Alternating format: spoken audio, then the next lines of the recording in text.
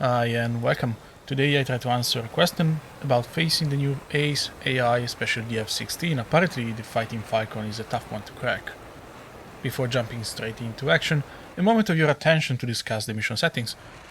Very often players complain about the performance of the Tomcat and the Phoenix, but very rarely those players stop to think if what they are doing makes sense.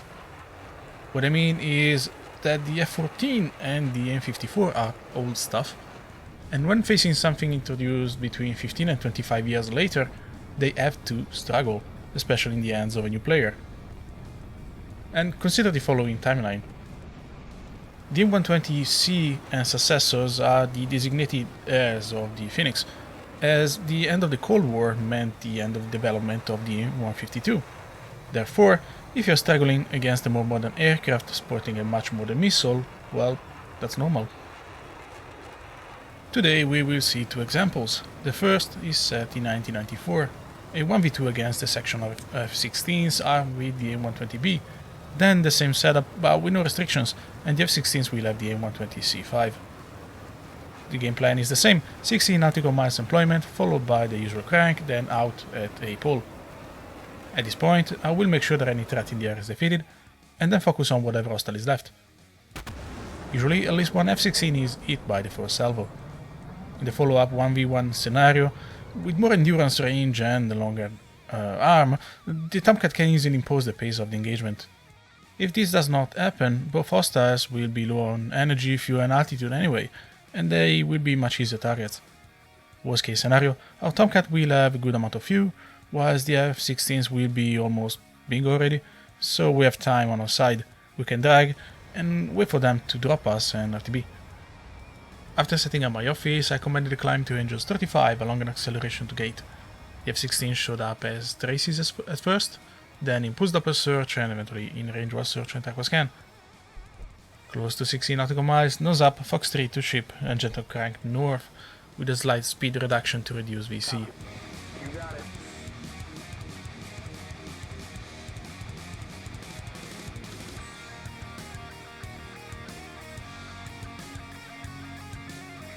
Hey Paul, the M54s are now being activated by the WCS and I can go out west.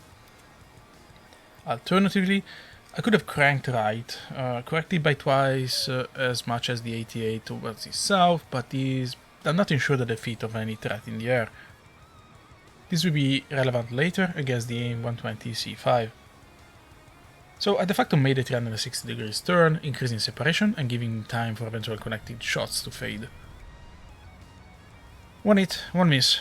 The remaining F-16 is about 25 nautical miles away, but it's very low and the odds of a 120B being a threat in this situation is negligible.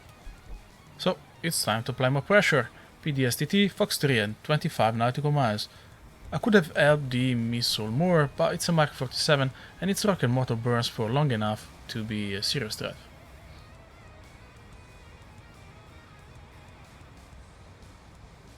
A few seconds later, second PDSTT shot. This is the coup de grace.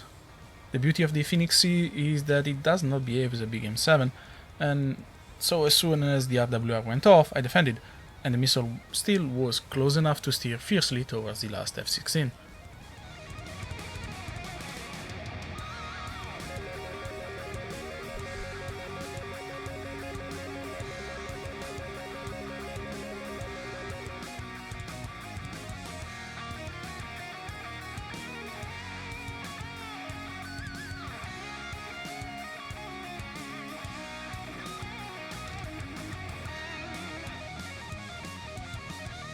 Attack view shows a few errors. In premise, I should have called gate before making the turn. I also didn't add a bit of loft to the 25 nautical miles PDSTT shot. It would have helped the missile a bit more. Speaking of which, note how I did not employ using the most performing parameters in terms of altitude, speed and loft. How useful would a tryhard example would be anyway?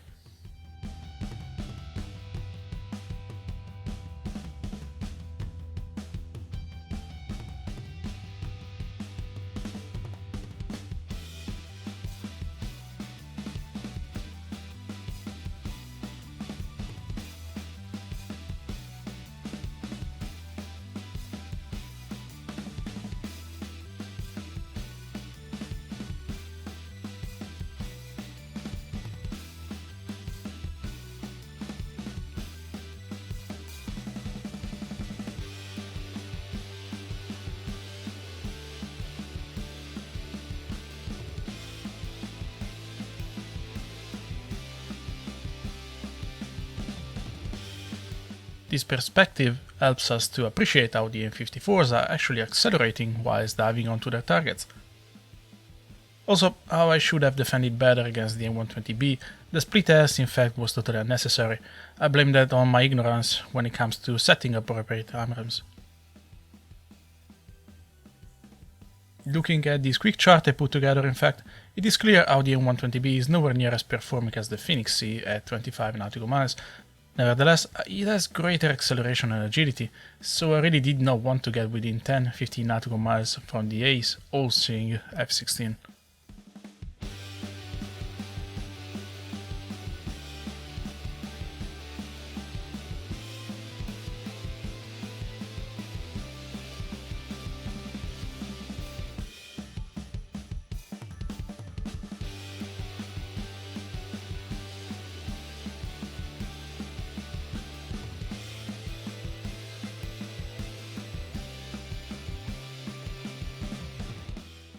Example 2, this time the omniscient Falcons have a bunch of M120C 5s. The missile, introduced about 15 years after the Phoenix C, has much superior kinematic properties than its older brother. In premise, the main concern is the reach. I have no problem lobbing M54s at 60 nautical miles, but the follow-up shots will be at much closer range. Considering how little energy the 120C loses compared to the 54 when turning, I have to maintain good awareness.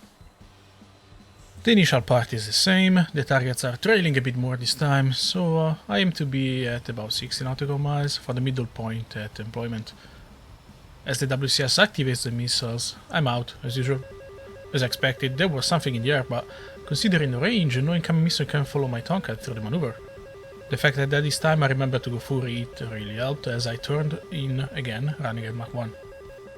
As one contact faded, I acquired the remaining F-16, but this time I opted for Taco Scan, as it appeared quite stable rather than maneuvering. I used the TID to eyeball the distance and I fired at about 50 ATA. This would have been a problem for any other missile, but the M54 Mark 47's rocket motor burns for ages.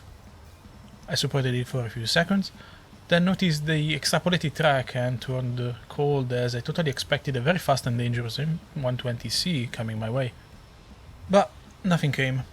By unloading the turn, I reached Mach 1.2, I still had a lot of altitude to trade, and coming towards the hostile there was a half-ton, 4 meters long pole screaming for vengeance from the heavens, which did not miss its target. TAC view shows why I opted for that silly 360 degrees maneuver. An alternative to it would have been defending south, aiming to notch the threats, but it's hard to nail the correct angles to defeat the incoming AMRAAMs, since the ANALR-67 mounted in the F-14 is quite realistic compared to other models, such as F-16 and F-18.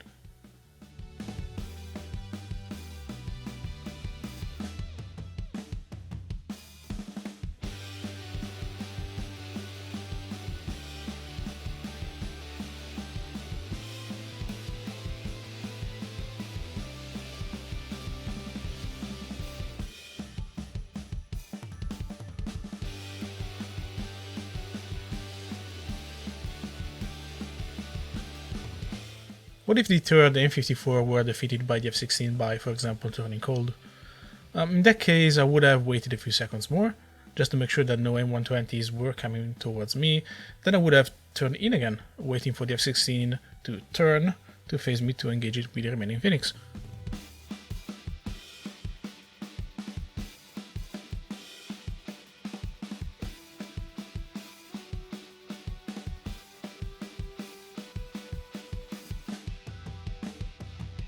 So, I hope you have enjoyed this quick video. As we know, there are plenty of ways to take advantage of the lack of intelligence of the AI, but I think these and similar methods are less cheesy, as they focus on the strengths of the Tomcat rather than the issues of the AI. Thanks for watching and take care.